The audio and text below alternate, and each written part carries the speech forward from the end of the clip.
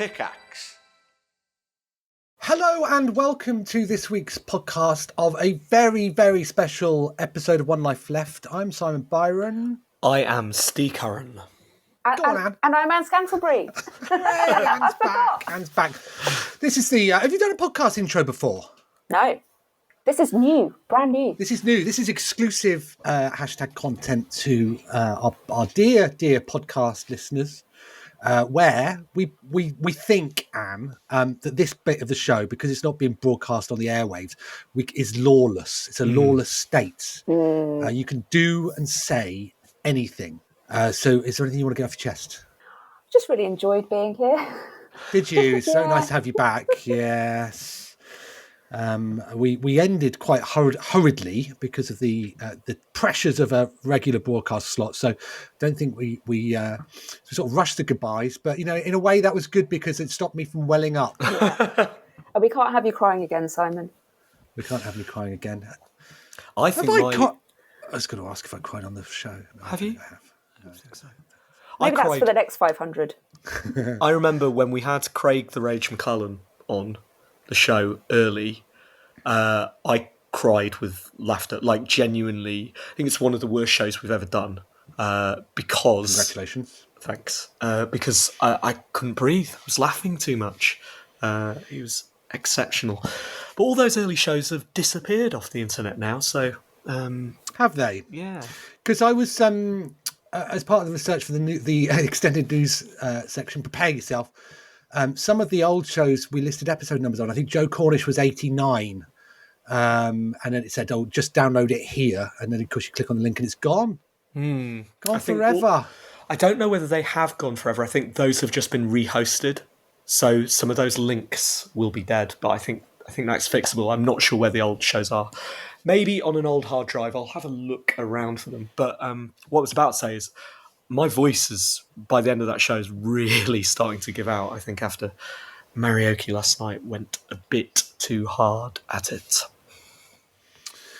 But that was a fun show. Thank you very much for that. And I genuinely think that doing the radio show changed me. So thank you for having me on.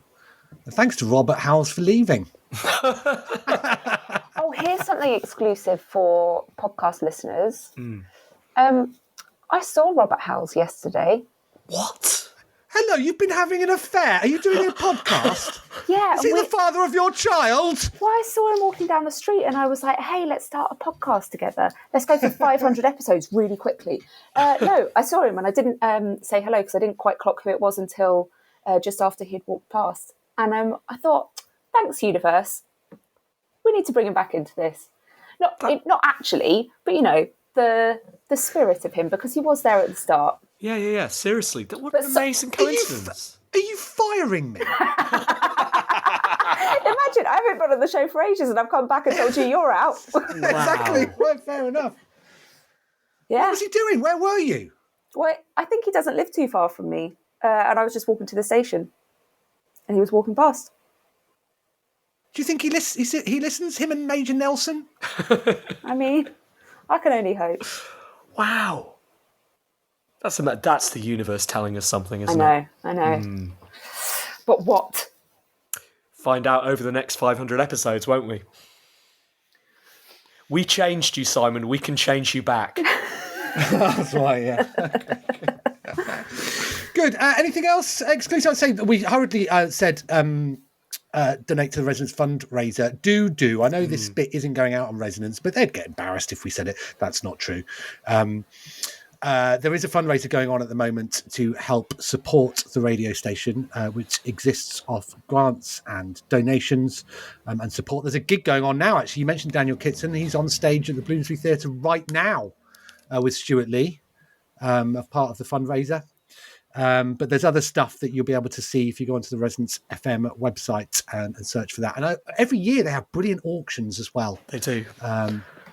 So do check those out, please. We will be donating ticket receipts from our February and March gigs to Resonance for Maraoke. So do come along in March if you can. That'll be on the 29th no, I don't know, third Saturday of March. Simon and I won't be there, though, because we'll be in San Francisco. We've got staff, have we, just running events for us now? We do. It's an empire. Wow. One day we'll have people. We'll have AI doing the show, won't we?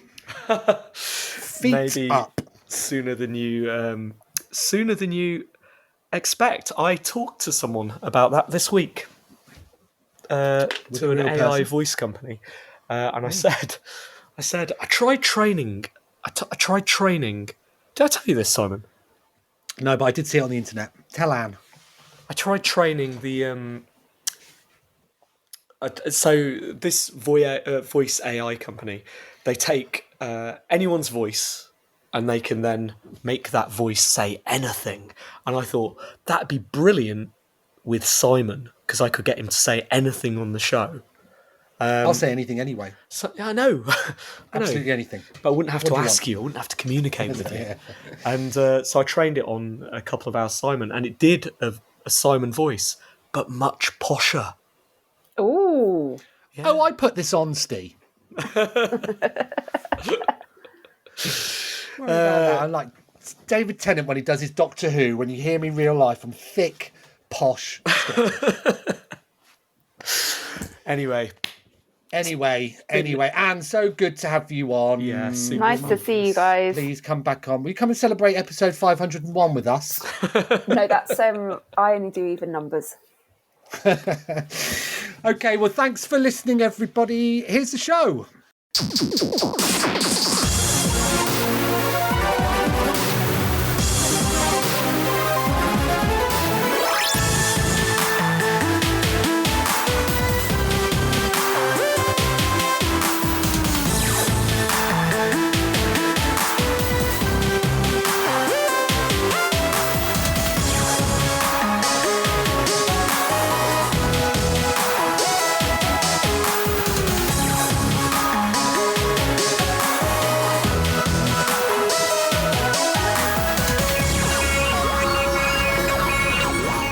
Hello, good evening, and welcome to One Life Left on Resonance 104.4 FM. We're a video game radio show, and my name is Ste Curran. Hello to you. I'm Simon Byron. And I am Ann Scantlebury. Hello, Anne. She's back. She is back.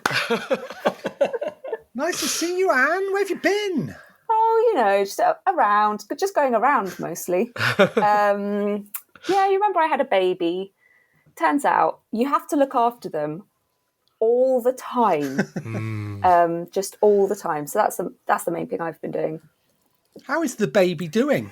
She's brilliant. She's not really a baby anymore. She's a toddler, and she likes stomping around and pointing at things and saying no, no. Do you want to hold mummy's hand? No. But yeah, she's. Who did she get that off? Her father. Do you want to hold my hand, Matt? No. Yes, but she is lovely. She's excellent. She's exhausting.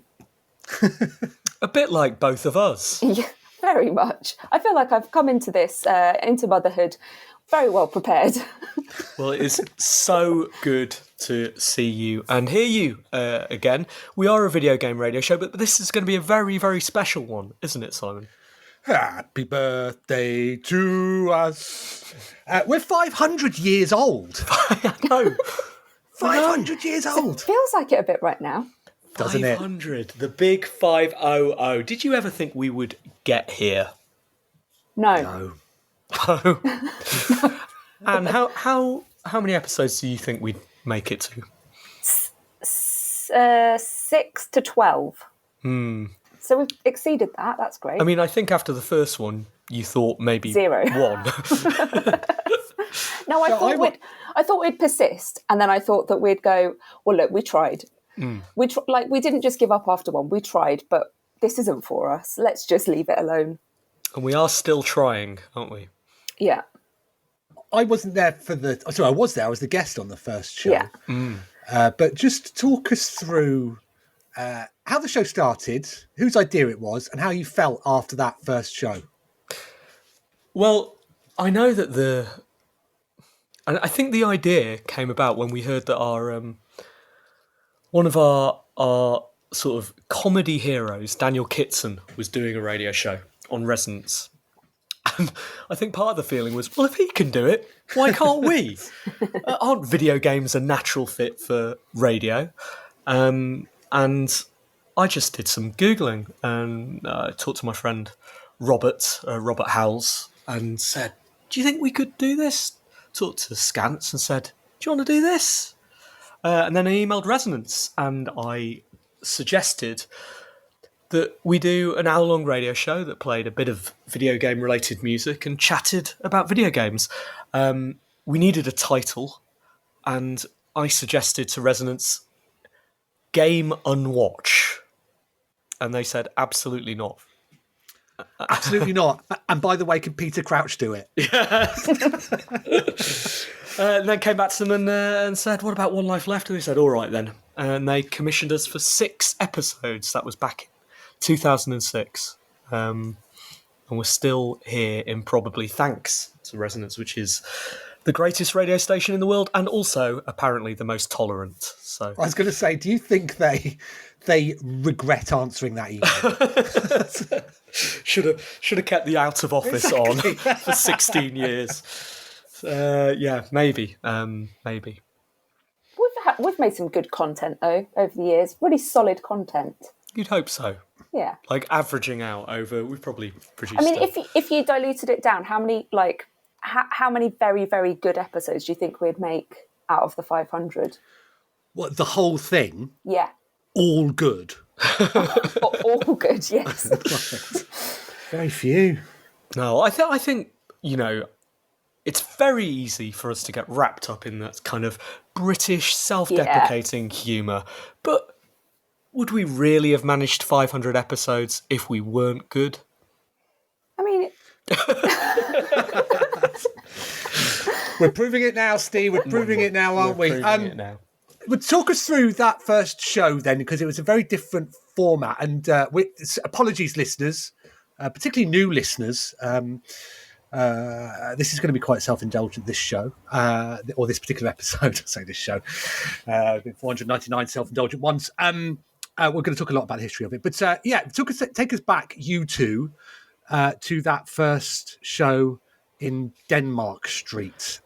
How are you prepared?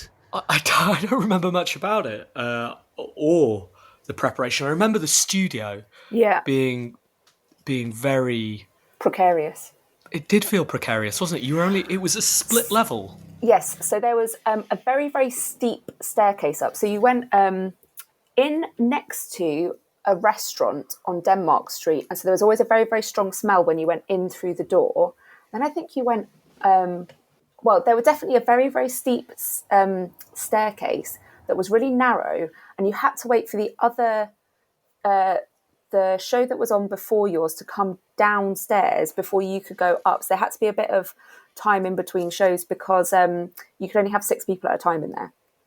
Otherwise, there was a fear that the whole room would collapse. It was genuinely like it was a mezzanine floor, and it didn't feel like it had been particularly well constructed.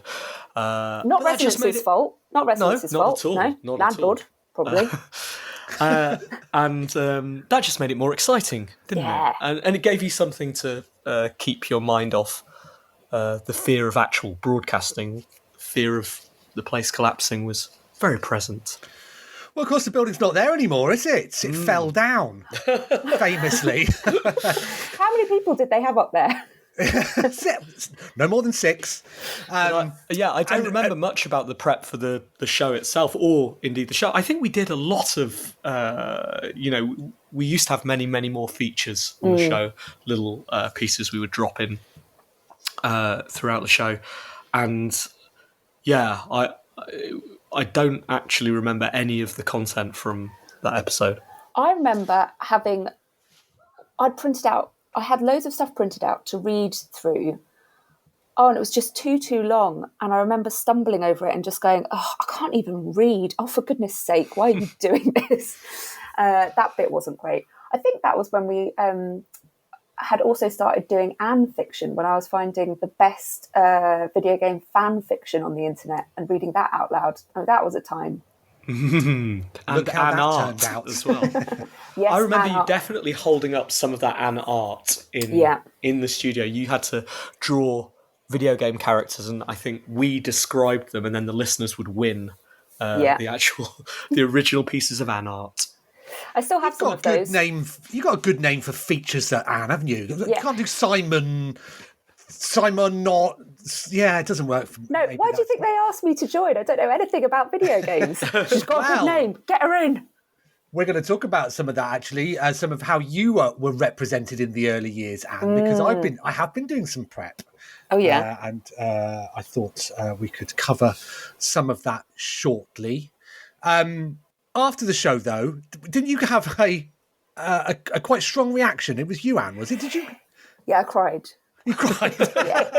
So brilliantly, it was the day of the first recording, which we did during the middle of the day, I think, was also mine and my ex's 1 year anniversary. So I just went home and cried. And now you're no longer with him. Yeah, I mean, I don't think that's why we broke up, but I mean, maybe it laid the groundwork. Good stuff. Well, anyway, we'll look at us now in happier places. All of us have created life as well as radio. 500, no. Yeah. Good. Well, look, I thought one way of looking back would be to go through some of the news stories that One Life Left has attracted over the years. So we could do it over an extended news section if you like. All right, let's do it. Give it a go.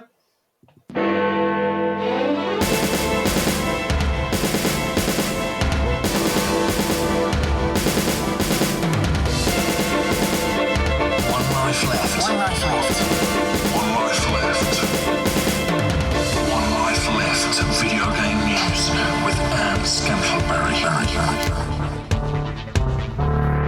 It's 7:10 on Monday the 20th of February. I'm not Ann Scantlebury, but this is the One Life Left news. Now, all of these stories are from gamesindustry.biz, who appeared to be the only site that wrote about One Life over the years. And I can't find anything from the first series, but the first recorded news story about One Life Left goes like this. Interestingly, it's written by the Games Industry International contributor, unnamed. Which is a little trick that they do in magazines when people are embarrassed about the words that people are reading. So I'm not surprised. The story goes, it's hard to believe, but the internet's favourite video game radio show, Asterix, One Life Left, is 1 year old. The anniversary marks another milestone for the hour-long programme, which has gone from strength to strength over the last 365 days, launching a number one-rated iTunes podcast and earning positive coverage from the broad spectrum brackets lol of games media. This must have been written by us, was it? The show archives can be found on the team's website, www.onelifeleft.com. A second year of Video Game Mayhem was heralded with a new feature last night, taking a look at online dating in Second Life. One Life Left's content is original and unique to the show, produced completely from scratch by a host of famous and not quite famous yet contributors. Fans look forward every week to Cookery with Miss Snackman, Tips with Odds on OD, Simon Byron's As Seen on TV, David McCarthy's reviews, poetry, fan fiction, and more. Right, here come the quotes. We consider it a really great victory for fans of Time and Good Radio, splutters co-host Robert Howells in between mouthfuls of Miss Snackman's lovingly prepared birthday cake. And video games, suggests his audio partner Steve Curran. Isn't it a victory for video games? ? What are video games? Replies News Fox and Scantlebury. I mean, look, there's a glimpse into the dim and distant past, isn't it? It was a different time. It was a different time. Guys, it was the 90s. So there we go. 1 year in. And I thought it was nice because it's listed some features that we've forgotten about. Miss Snackman. Who did Miss Snackman? Olive. Yeah, Olive. And that was good, and her recipes were delicious. I think around that time there were quite a few people doing video game food content on the internet, but she was the first. And Odds on OD, of course, has been back on the show a few times since then. He's gone on to kind of semi-internet stardom. I think he's got a D&D podcast that he does. Odds on OD&D. It's natural, isn't it? It's It should be, a shouldn't it? perfect fit. It's got another name for content, hasn't he? Doesn't mention Derek in the... Doesn't mention Derek. No. Maybe we already thought at that point that Derek was getting too big and we He's didn't gonna want go to rogue. hype him up more. Perhaps he'd come in with a salary demand and we were trying to cut him down to size. The boilerplate for the press release has... it says that we're in a new prime-time evening slot and has grown from humbling, terrified, fumbling beginnings to become one of the station's most valued shows. Check that with them. We check that with them. Absolutely not. I think that we love Resonance so much and we are super grateful. I think that one of the most amazing things that's happened is we just started referring to ourselves in press releases as one of Resonance's flagship shows. And we did it so often that at some point they did too. And it's, it's kind of be the people you want to be. We add in the boilerplate, praise for One Life Left. It crossed the line between British and this is way too F-word British, is what someone apparently wrote on Kotaku. Okay, thanks, Kotaku. There we go. And it also mentions that in the first year, One Life Left broadcast from the Edinburgh International Games Festival. Did we? Do you remember doing that? Yeah, exactly. No. Nope, never been. And from the Develop Conference. I remember I think I remember doing Develop. Did we? Because, Steve, we definitely were in Edinburgh to do some plays. Did we just record a couple of features up there and say that we'd broadcast from Edinburgh? That sounds like something. Sounds like us. Yeah. It's also got, at the end it says, it lists a way to contact the team. It says email team at One Life Left. And then it has a mobile telephone number. Whose is that? What does it end in? What? 285. Interesting. That's not mine, thank goodness. It's not mine. Should we ring it? Can we speak to One Life Left? Tempting, isn't it?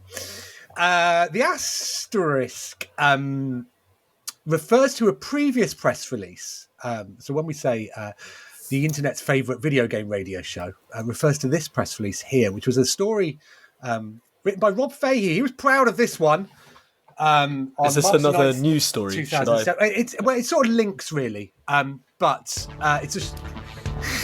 Rob writes...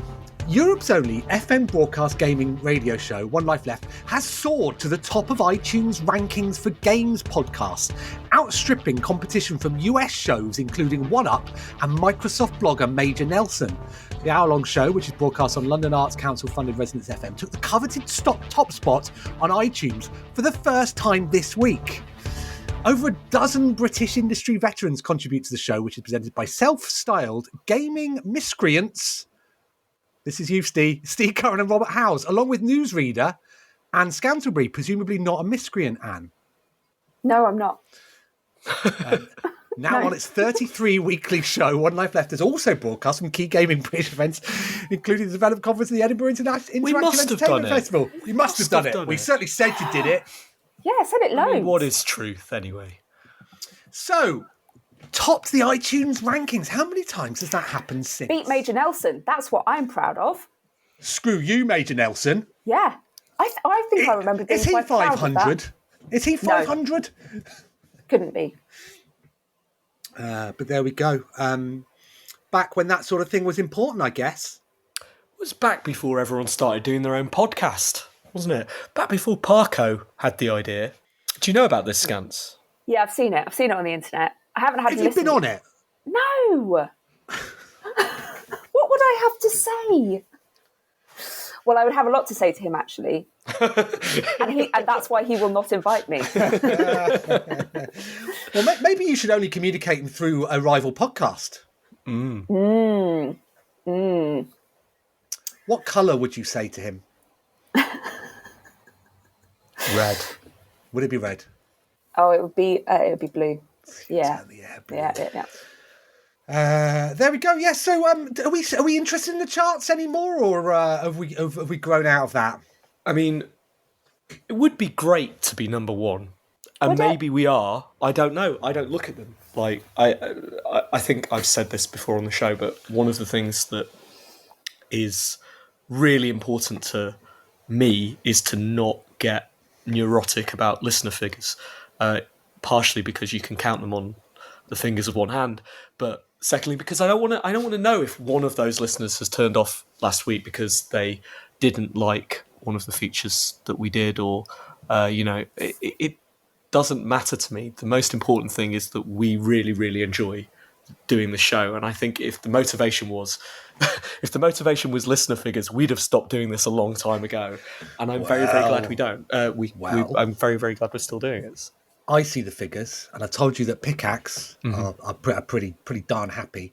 And we make about £50 a month in ad revenue now. No, you don't. Yeah, we do. What do you spend it on? I don't know. Steve won't let us share those details. He said that we don't need to know. It's admin. You wouldn't believe how much this virtual studio costs as well. It costs £50 a month. Surprise. Question for you: If Major Nelson listened to us before we put that press release out, and you were him, would you then stop listening to us in order to bring the listener figures down? Definitely. That is exactly the sort of petty thing I would do. It's the sort of petty thing that Major Nelson does. In fact, I would not just do that, I would also subscribe to every other video game podcast so that the average generally went up, except for his. But I didn't have to do that because we were number one. And maybe we still are. Maybe. Okay, the next next press release is actually earlier than that. It's from the first year, but it felt odd just to lead with this one. As the nation counts down to the release of Guitar Hero 2 on November 24th, 2006, independent radio show One Life Left is filling the gap with 4 podcasts focused on Guitar Hero. Guitar Hero 2 is the highly anticipated rock and roll video game published by Red Octane. A leading rhythm action. You can tell this press release went to Activision. 4 special podcasts available through iTunes or at onelifeleft.libsyn.com will be released every Friday, with the first one available now. The RSS feed for the podcast is the first podcast, which, get this, guys, can be played on any MP3 player. Oh, thank goodness. Exactly. Sees regular presenter Robert Howell's duet with newsreader Ann Scantlebury in a performance they will never forget. Along the way, we discover a rude anagram, learn some trivia about one of the most famous riffs ever written, and get a bit confused by Sheryl Crow. The special One Life Left Guitar Hero podcasts come complete with re-recorded theme tunes and idents taking the typical One Life Left experience and completely rocking it up. Here's a quote from you, Steve. I wonder if you actually said this. We're huge fans of the original game, says Steve Curran, presenter of One Life Left, which is why we came up with the excuse of doing a podcast every week, just so we'd be able to get our hands on Guitar Hero 2 early. The first one shows a shape of things to come, and we're looking forward to keeping the original game's fans entertained through until launch day. One Life Left's podcasts are written and recorded by Steve Curran, Robert Howes, and Ann Scantlebury, and produced by Simon Parkin. Now, do you remember this, guys? Vaguely, because I was clearing out the One Life Left FTP site the other day, and I found some traces of material, but no evidence, none of the actual podcasts themselves. I certainly don't remember saying those words. In fact, sounds more like you than me. It does sound like me, doesn't it? That was my idea. I was working on Guitar Hero 2. Having worked on Guitar Hero 1, I liked what you 3 were doing at the time, and so I suggested to Activision that we work with you to produce these episodes. So it just meant we could hang out a bit more, wasn't it? Didn't we take some pictures of you playing the guitars on your old roof? I think so. I used to live in on Goldhawk Road in Shepherd's Bush, so it's a fairly busy London shopping street, and I lived above a fabric shop, and that had a flat roof on top of it, And yeah, we went out and did a kind of Beatles style photo shoot, didn't we? Yep. When did they have pictures taken on top of a fabric shop? Very good. And so the question is, do you recall what the rude anagram was and what the trivia about one of the most famous riffs ever written was? No. Or were you just thinking about the sweet money you were making, which as I recall, you never invoiced for? That definitely sounds like us. That you never got paid. The reason I got sidetracked by that press release because it has all the corporate Activision nonsense in it. Now I was working with Activision at the time on this. My idea, I suggested them. I remember at the time having to explain to the American PR lady what a podcast was. Oh, gosh. Oh, any MP3 player, I said. Any MP3 player. Now, the question for you two, though, is that the only time you've sold out? No. I think we would What sell else? out. I think we sold out for anything anyone would let us do. Definitely. I mean, we have no problem with. We've been trying to sell out for a long time.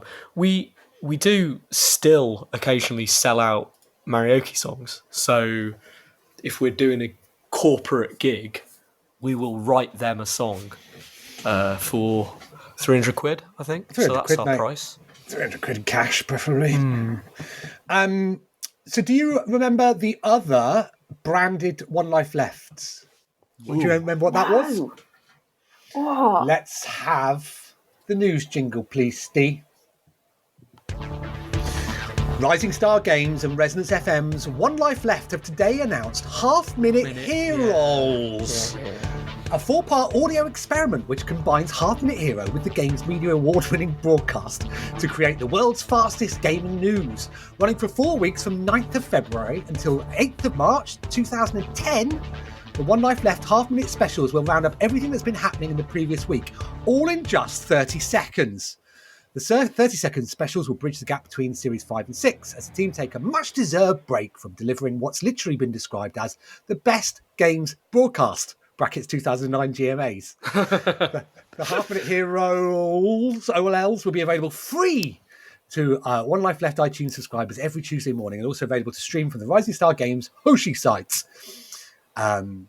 Simon was playing Half Minute Hero around the same time as we were all discussing what we should be doing during the break between seasons, says Ann Scantlebury, newsreader, One Life Left. Well, here's proof we really shouldn't drink. What was clearly a ridiculous idea has quickly become reality, and we're going to try and sum up the week's most important gaming news in just 30 seconds. Given the theme lasts 28 seconds, that's going to be quite a challenge. Do you remember saying those words, Anne? I don't think I've ever said a single of the words that has been in any of our press releases. I always read them and go, that doesn't sound like me. It's not something I'd say. Sounds like you, Simon. It does sound like me again, doesn't it? I mean, I was doing the PR for Half Minute Hero. I don't remember what the fee was for this. I don't remember invoicing for it. No, exactly. Do you think we could see if we still can? I think they're owned by Thunderful now. They've got stacks of cash. Maybe we could. Maybe we could Let's put the send the brakes on bailiffs. the Microsoft Activision deal by saying they have They've got outstanding debt. Outstanding debts. Yeah. I have a related question. Who's got our award? I think I do. I'm almost certain I've got the award. Okay. Just as long as it's accounted for. Yeah, come on. I mean, but don't you keep your awards just behind you on a call where you can go... Oh, what? Industry Hero of the Year 2008? What about this? PR Executive of the Year 2000? 2000. Don't mind That was if I do. everyone knows that was a very, very much sought Hotly after year. contested. Peter Kay gave me that. Wow. So you should be always within arm's reach, Anne. What's the matter? What do you talk keep it in about on your Zoom calls? I keep it in the living room for social occasions. When people are around for drinks, I like to just go, oh, sorry, my awards. Award. I was looking at photos whilst looking through these news stories. There was a picture of award, I think you, Anne, with Guy Cocker's award one evening. Yeah. I Have think you got Guy Cocker's award? no, everyone always took theirs back, but I think every year that we didn't win, which was all years but one. I think we tried to steal someone's award, and mostly got some good photos out of it. Talking of good photos at the GMAs, do you both know that I have a GMA photo on my mantelpiece? Do you want to see it? Yeah. We do. Hold on. Is it the one where... am I kissing... Are you ready? Yeah. I want you to describe this photo to the audience. So this photo is of me in the middle, Ste to one side, and Simon to the other. Simon, you look great there. I do look great, don't I? Really handsome. Yeah, you're very welcome. Young. Yeah. When I grow up, I envisage a career hosting an award-winning podcast about your desert island games. Simon Parkin, everyone. Yeah, it's a lovely photo. It's really good. The lighting was excellent. It's got the wrong Simon in it. Well, as we discussed last week, in some ways, certainly my wife's way, it's the right Simon when she was thinking of Simons to marry during One Life Left. Just drafting a list. Who else was on there, do you think? Okay. Here's a big news story for you. Game City, the world's best-loved video game festival, today announced the launch of Season 2 of Game City Nights, the monthly after-dark, adults-only exploration of video game culture, with Episode 1...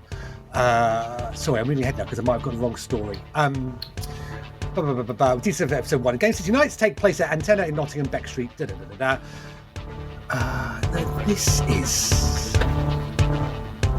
is not what I'm looking for. I was trying to find the news story announcing the comedy night, and this has got mention of Derek Williams in it, who went up and who did a live free market economy, and Greg Stewart on the theremin. He was a guest once, wasn't he? Well, we did all kinds of things at Nottingham Game City, didn't we? We did a One Life Left gig where we put Craig the Rage McClellan, our poet, on a bill with Derek Williams and Sabre Pulse, and that was a exceptional night. And we also did the famous attempt at breaking the Guinness World Record for the longest radio show, at least broadcast from a bed. At least that's what we were going to do. And then some Germans broke it. No, it was Chris Moyles. Was it? Yeah, Chris Moyles did it. He did like a really, really long Radio 1 show. And then thank you, Chris Moyles. So we aborted that and just did the show from a bed in a curry house instead. And then the time that Simon was trying to find the press release for. Here it is. Game City has tackled every activity, even remotely related to games, from kazooing with Masaya Matsura to discussing the finer points of chainsaws with Sam Lake and everything in between. And now the time is right to tackle comedy. Partnering with Just the Tonic, the UK's best comedy club. I wonder if they just say that. With Game City, the world's best-loved video games festival, the team behind the award-winning radio show One Life Left, Seeker and Simon and Ann Ste, will host the night, introducing headline acts and taking to the stage themselves in their first-ever stand-up routine. We've had some pretty stupid ideas before, said Simon Byron, co-presenter One Life Left, but we may have gone a little too far with this one. We're all genuinely terrified. Honestly, whenever I think of the night, my wrists start sweating. Ste has been in tears and Anne feels sick.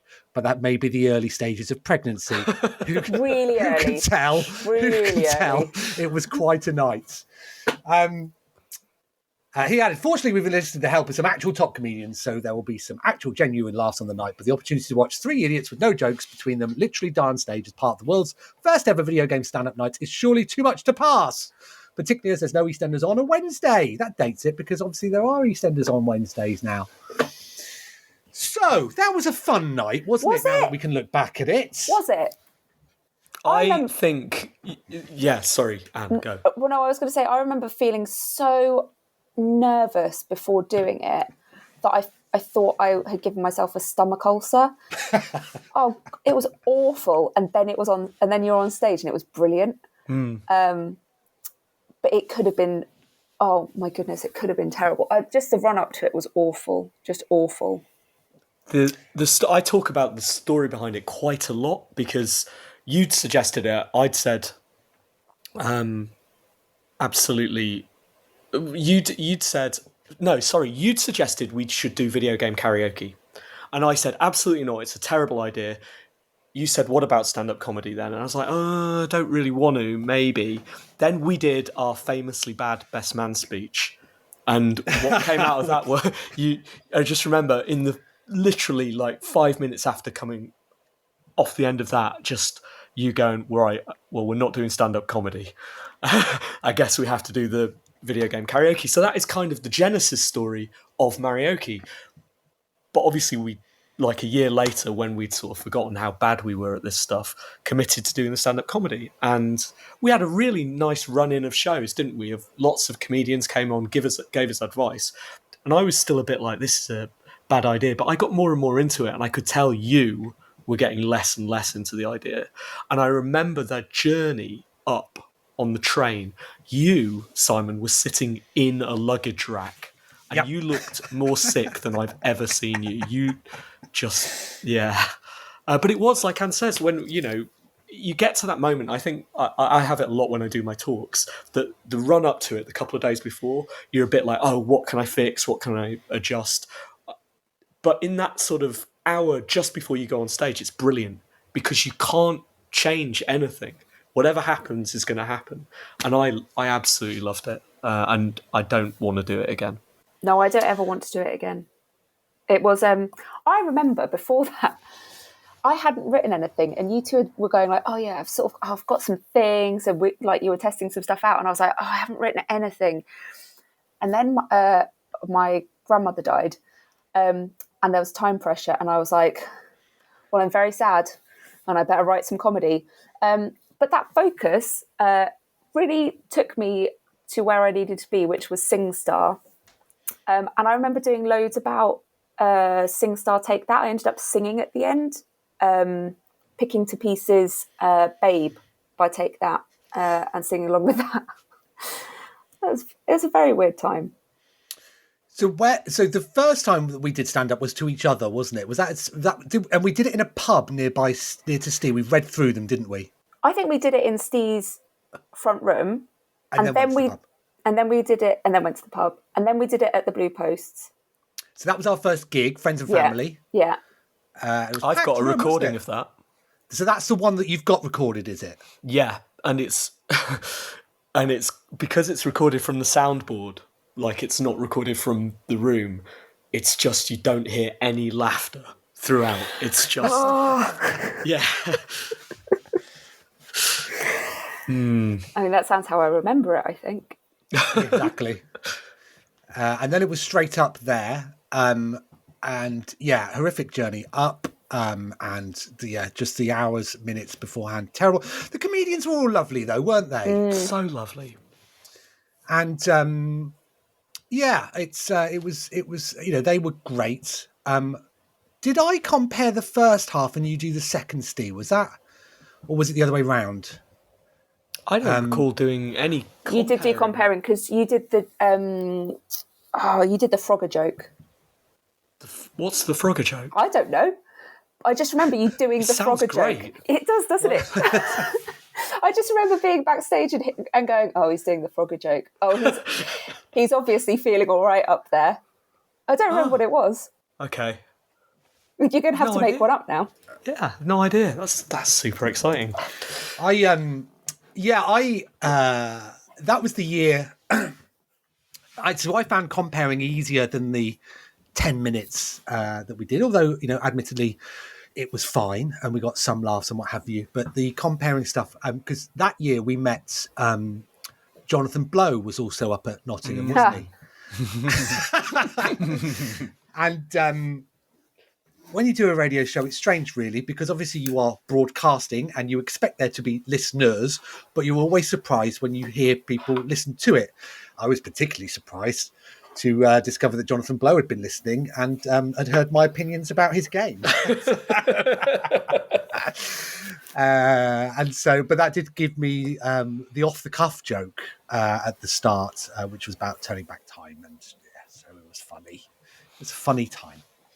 It was good. I'm glad we did it, but I think the thing I often say about it is it's good to be able to say, yeah, I did stand-up comedy once, and it went fine, because even the best stand-up comedians go out there and they'll do gigs and they'll die, and I know I would not be able to live with that. It would live in me. So at the moment I can say, yeah, both times went well. The end.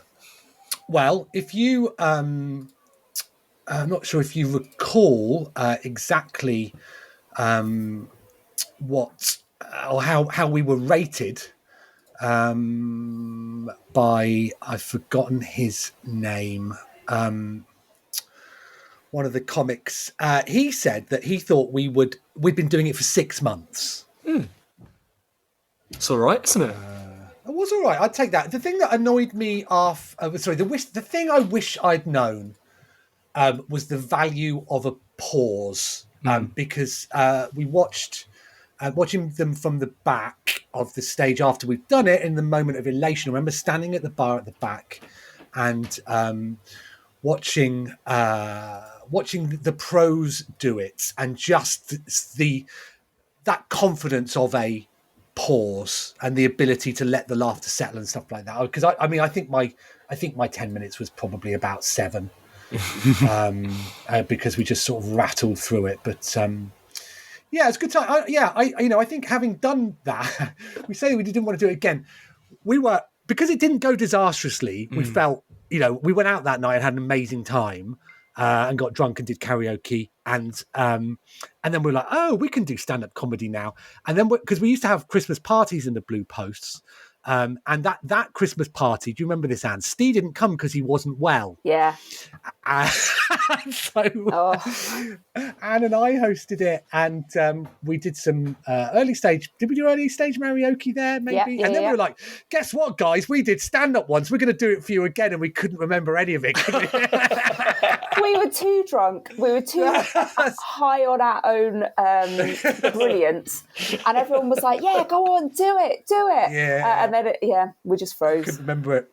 Amazing.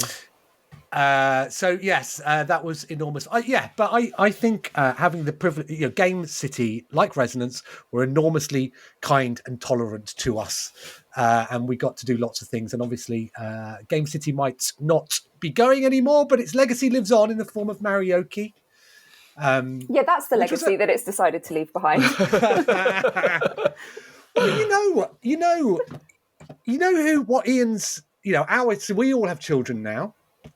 Ian Simons is a father. Do you know what his son does? No. His son is Tommy Innit. Now, you won't know who that is because you're both old. He's become one of the biggest YouTubers in the country, maybe on the planet. And that's that's what's. So I don't think Ian manages him or anything like that. But if I was Ian, I'd absolutely be sitting back and letting everybody know. But Matt, so video game karaoke wasn't an instantly endorsed idea at the start, was it? No, absolutely not. I thought it was an absolutely terrible idea, and that was clearly not the case. And I am more than happy to admit it, because it's become quite a thing. We did Maraoke last night in London, in Peckham at Loading, and it was a phenomenal night. It's why my voice is a little hoarse this morning. Okay, I think I've got one more news story for you. Now, it's not really about the night in where we triumphed, but it is about a night that we attended. Intent Media MD Stuart Dinsey has issued a statement apologising for the behaviour of the sponsors of last night's Games Media Awards, retailer Grainger Games. I'd like to take this opportunity to apologise wholeheartedly for this, and to make it very clear that Grainger will not be welcome back in any capacity to the GMAs or any Intent Media events. A number of industry sources reported that they'd seen the Grainger Games table flick their branded condoms into another attendee's food, interrupt the host, and, encouraged by MD Stephen Bowyer, climb onto the stage to dance in front of the winner's lectern. Their behaviour was commented on by many, and the company name was trending on Twitter earlier today. Xbox Live editor Daniel Mayer attended the event and tweeted his experiences with Granger Games. Granger Games are an absolute disgrace. Complete disrespect for the industry they're supposedly a part of. Two of them attempted to physically and verbally intimidate me after I'd told them to shut up.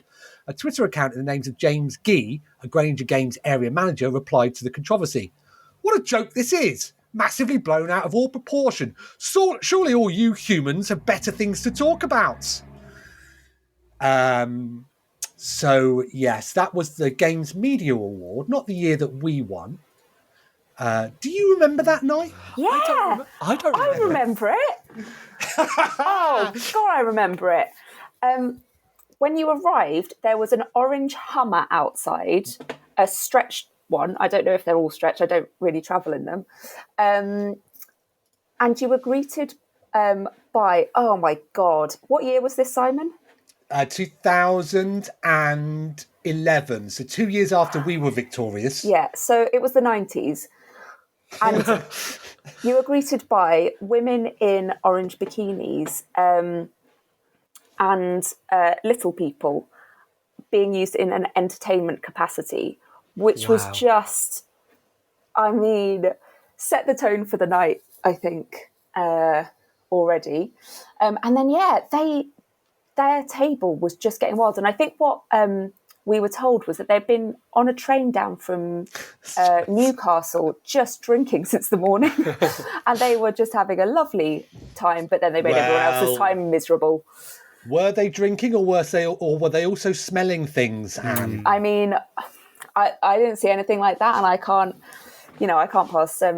pass any comment on that. But it was just like, it was like being in school. Wasn't that the year that Greg Davies was hosting? And he did the best teach. He was brilliant. He was so good, the perfect host for that year, because he just kept taking them down like they were little children, which they very, very much were acting like. I think we were just sat there giggling that it wasn't us that was getting in trouble that year. But we did get in trouble one year, didn't we? Yeah. Well, no, we never got in trouble. We just had to apologise a few times. Sort of trouble, isn't it? What was it for?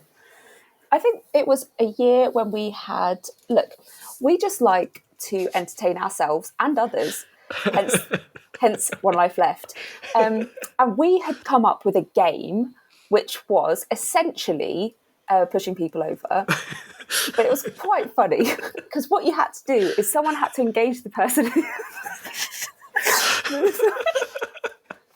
Someone else had to crawl behind them and crouch so you could push them over.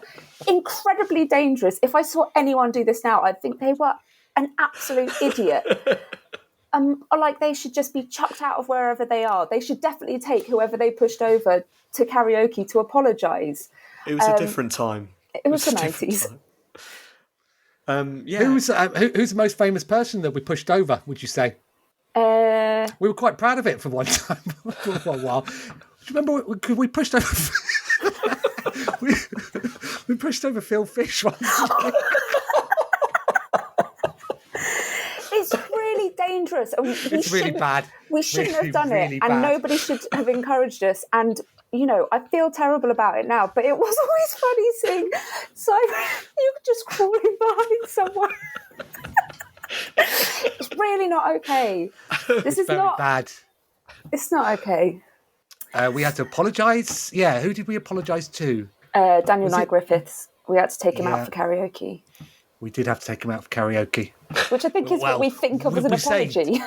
We say take him out. He was still in the wheelchair, wasn't it? Oh, that's not true.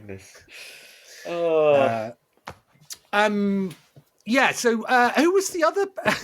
I was thinking also about times in which we've embarrassed ourselves. Many of them.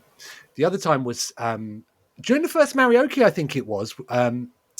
We back when it was called Maraoke, back when we were brave to go up against the man.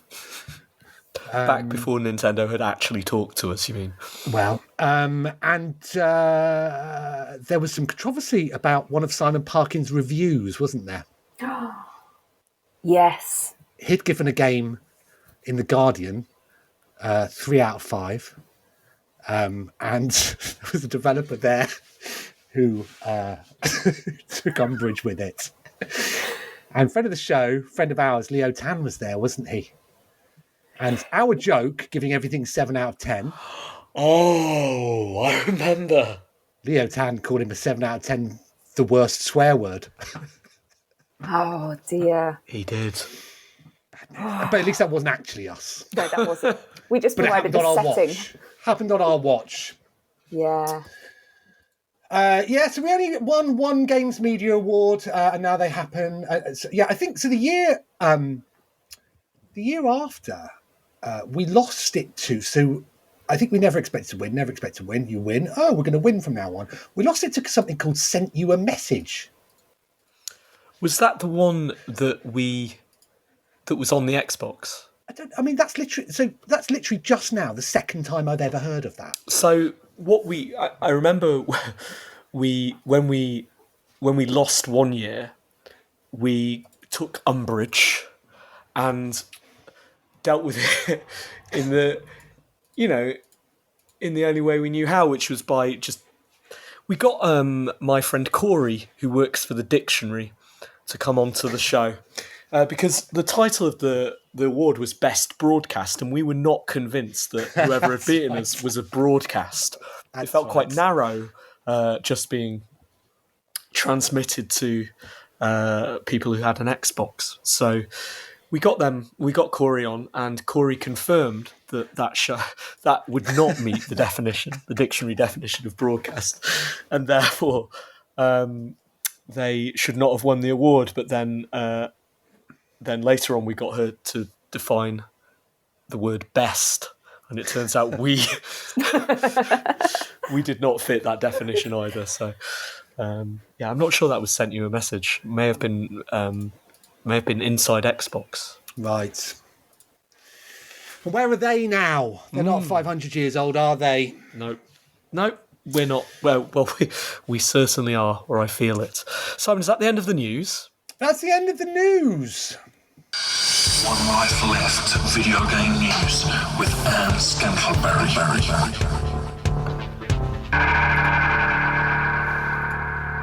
You are listening to the 500th anniversary episode of One Life Left. It's a very special episode, special in air quotes, because, we're 500 years old, and that doesn't happen very often. So we've hit the end of the news, with 9 minutes to go in the show, which is a problem, I suppose, because we've got a lot to deal with. We've got reviews and we've got the letters and all that kind of thing. Thankfully, we have the most special of guests, Anne, with us today, so we don't really have to do an interview section. I should say as well, we're a podcast. You can get the podcast at www.onelifeleft.com. You can join the Discord by going to hello.onelifeleft.com. You'll find lots of other links there as well. The end? The end. I did look at announcements that have happened whilst we've been working our way up to 500 years old, and I thought it'd be interesting to look back at those and how they were covered at the time. But it turns out I forgot to save those links. So I'll do it in the next 500, shall I? Glad to hear the prep is going just as well as it ever was. That's the most prep I've ever done. Well And done, it's Simon. quite hard. Like a lot of the websites have gone bust. I know that there was one review of One Laugh Left, which wasn't savage, and I remember being all right. But I think that website doesn't exist anymore. We've outlived many other media. That was always our sort of, after losing the GMA, we'd be at the table, there'd be that moment of and the winner is, and we'd think maybe this year, and then it wasn't, and then there'd be sort of a collective shrug, and they'll be dead in a year anyway. Are they still doing the GMAs? They're not. No, we outlasted those. Brilliant. There we go. That's the real victory there, isn't it? That is Isn't our it? strategy. Who's laughing now? Yeah. And Granger Games went bust. I mean, come on, guys, don't go up against us. How many times have we outlasted Atari by now? Yeah, exactly. We've outlasted Stadia. I'm just checking, sorry, by the way, that Granger Games is has gone bust, and it has. It made the news. Yeah, that episode actually made the Sun their behaviour at that. I remember. Yeah. Which and which is surprising because they didn't mention the injustice of us not winning best broadcast as part of that, which I would have thought would be the front page. Shall we do the reviews? Do you want to? Well, I thought we could. Tell you what, I'll start the theme and then. Okay. I thought we could review the games that we've made because, you've. Oh, I see. You've made some games, haven't you, Simon? I've made 3 games, Ste. None of them available anymore. Games players the world over breathe a sigh of release. I made £3 in advertising. No, it was £65. I made £3 in one day. All right. Yeah, thanks very much for my exploits. They're all rated 7 out of 10. Bang Man. Yeah. 'Cause I remember you announcing that on the radio show. Well, exclusive. Yeah. All yourself, all your own work. All my own work. It did score actually 5 out of 5 in the Sun. It did. Better than Granger Games. What were the others called? Was one about cheese? Throw exploding cheese at them. There we go. Thank you, Anne. And then there was up, down, left, right. Who can forget that? The idea for which I came up with at Maraoke when we did it, the one next to Euston Station. All solid 7 out of 10s. I put out Pixelgrams a few years ago. 7 I played that a lot during the nights when I was when Rowan was very, very little. You're welcome. Yeah, I got to the end of it, and then I was doing all the daily ones as well. It's great. 7 out of 10. Good. And I made a game this week. Hooray! What? Did you see? Those 499 episodes have paid off, Yeah, Steve. finally. Did you see? Did you? No. I did see. Congratulations. I coded it all myself. Got a little bit of help with CSS for the mobile version. But yeah, it's a web game at pubquiz.ai, and it generates pictures of celebrities, and you have to guess who they are. That's it. So that was my. Congratulations. How's it going? Well, I haven't properly What's your big announced it CCUs? yet. What's your ARPU? I haven't done any of that. It's soft launch, Simon. I Okay. just stuck it on the One Life Left Discord and on the. Well, I saw Harry Homewood was Discord, tweeting so. about it, saying we made a game. Yeah, it's being published through the company that I formed with Harry Homewood, and yeah, they gave me a little space to run with this and make it, and it's been really, really exciting getting back to making things on my own again. So I wanted to mention it on the show so that Do. One Can I Life offer you Left some listeners can go and feedback? play. Yep. I really like it. It's a great idea. No. How flexible is it with spellings? I have a real fear of spelling of this sort of thing. We have to type celebrity names in and not getting their names right. It's not at all. Okay. It allows you to just do the surname. Okay. So There's a that tip helps. for you. Exclusive. But because I'm doing it all myself, every little feature that I try and add takes me 2 or 3 days to do.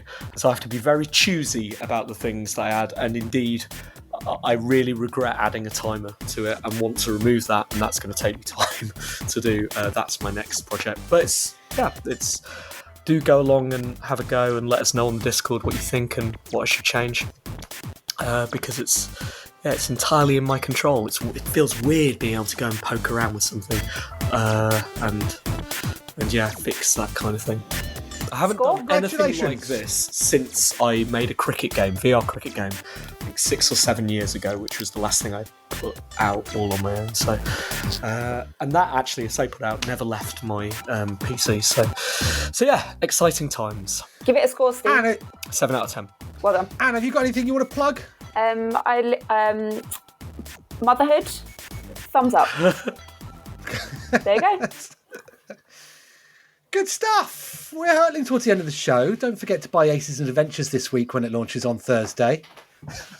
This is what we've become now, Anne. I love it. Give me some of that corporate. That's not what you said on the WhatsApp.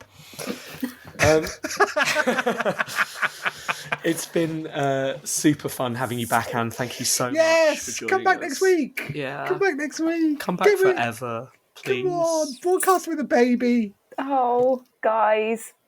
Maybe soon. All right, good. And it's been, thank you for all of that research you did, Simon, the most prep you've ever done for the show, because it has been fun to reflect. And we are so lucky to still be doing this, I think. Like I said earlier in the show, wouldn't be doing it if it wasn't a highlight of my week. Every week, that's why we do it. And we're so grateful that people choose to listen to us talk as well. Also, grateful to Resonance for hosting us for so long. And many, many more years in the future, we hope. Donate to the Resonance fundraiser, please. We will be. Thanks, We will Resonance. But until next week, it's been 500 episodes. See you in 501. Goodbye. Goodbye. Bye.